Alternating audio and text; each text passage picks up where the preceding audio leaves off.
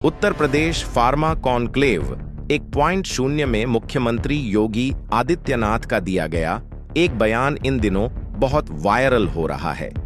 इस बयान में वह प्रदेश के लैंड बैंक का जिक्र करते हुए बताते हैं कि हमने सत्ता संभालने के बाद भूमाफिया टास्क फोर्स गठित कर भूमाफिया को इस आशय की कड़ी चेतावनी दी कि वह या तो 24 घंटों के अंदर सरकारी जमीन खाली कर दे, अन्यथा जमीन तो कब्जा मुक्त करवाई ही जाएगी, साथ ही उससे जो लाभ अर्जित किया गया है उसकी भी वसूली ब्याज सहित की जाएगी। सीएम योगी का बयान सर माथे,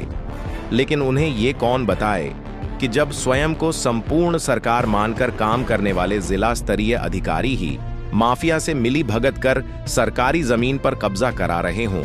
तो उनसे निपटने के लिए कौन सी टास्क फोर्स सामने आएगी और उनके द्वारा अर्जित किए गए लाभ की ब्याज सहित वसूली कैसे होगी। मामला योगीराज श्री कृष्ण की पावन क्रीड़ा स्थली वृंदावन से जुड़ा है, जहां भूमाफिया की शक्ल में सक्रिय कॉलोनाइजर को नगर निगम की बेशकीमती जमीन देने की आतुरता में बार बार बोर्ड बैठक के दौरान प्रस्ताव रखा जाता है और मीडिया द्वारा सारे खेल का खुलासा करने पर जिम्मेदार अधिकारी बाकायदा जांच कराकर लिखत पढ़त में यह स्वीकार करते हैं कि लैंड एक्सचेंज का प्रस्ताव पास होने से पहले ही निगम की जमीन पर माफिया काबिज है और उसने वहां अवैध निर्माण करा लिया है। यही नहीं, नगर निगम द्वारा अपनी जमीन पर किए गए अवैध निर्माण को ध्वस्त कराने के लिए 31 जनवरी 2026 के दिन डेवलपमेंट अथॉरिटी के नाम एक चिट्ठी भी लिखी जाती है, परंतु न डेवलपमेंट अथॉरिटी के कान पर जूं रेंगती है और न उस सरकारी विभाग के जिसकी जमीन को माफिया ने कब्जा लिया है। मतलब नगर निगम ने मात्र चिट्ठी लिखकर अपने कर्तव्य की इतिश्री कर ली, जबकि डेवलपमेंट अथॉरिटी कहती है कि नगर निगम तो अपनी जमीन स्वयं कब्जा मुक्त कराने का अधिकार रखता है। सच्चाई जो भी हो,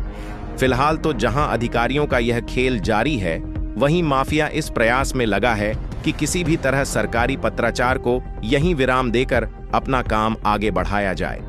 बहरहाल जिले की सरकार ये खेल क्यों खेल रही है और माफिया को इतना मौका कैसे मिल रहा है, यह समझना रॉकेट साइंस जितना जटिल नहीं है।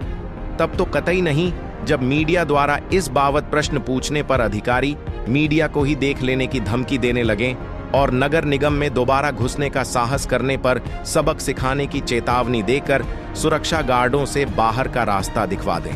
जाहिर है कि वृंदावन में डेवलप की जा रही सनसिटी अनंतम के मालिकों से पर्दे के पीछे कोई तो ऐसा छद्म MOU साइन हुआ है जिसका मसौदा सामने आने पर हमाम के सारे चेहरे सामने आ सकते हैं। यदि ऐसा नहीं है तो यह कैसे संभव है कि सीएम योगी के सारे आदेश निर्देश ताक पर रखकर किसी जिले की सरकार अपनी बेशकीमती सरकारी जमीन का किसी निजी टाउनशिप के लिए विनिमय करने पर आमादा है और ऊपर से नीचे तक के सारे अधिकारी एक दूसरे के कंधे पर बंदूक रखकर काम पूरा करना चाहते हैं।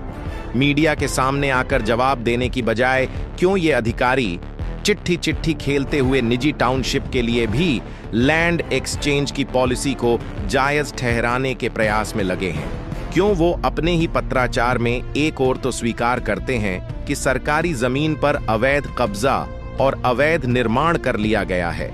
और दूसरी ओर उसी माफिया के पक्ष में लाए गए लैंड एक्सचेंज के प्रस्ताव को नियम कानून सम्मत ठहराने की कोशिश कर रहे हैं? इसमें दो राय नहीं कि सीएम योगी के प्रयास से प्रदेश में सक्रिय माफिया हतोत्साहित हुआ है, लेकिन सच यह भी है जो सामने है और सबको दिखाई दे रहा है। अगर कोई आंखें मूंदे बैठा है तो वो तबका जो हर जिले में अपनी एक समानांतर सरकार चलाता है और जिसके प्रोत्साहन से माफिया जीरो टॉलरेंस को भी जीरो बनाकर छोड़ देता है। बेहतर होगा सीएम योगी एक बार मथुरा जनपद के उस लैंड बैंक का भी मौका मुआयना कर लें और जान लें कि कैसे उस बेशकीमती लैंड बैंक में माफिया और अधिकारियों का कॉकस पूरी शिद्दत से सेंध लगा रहा है।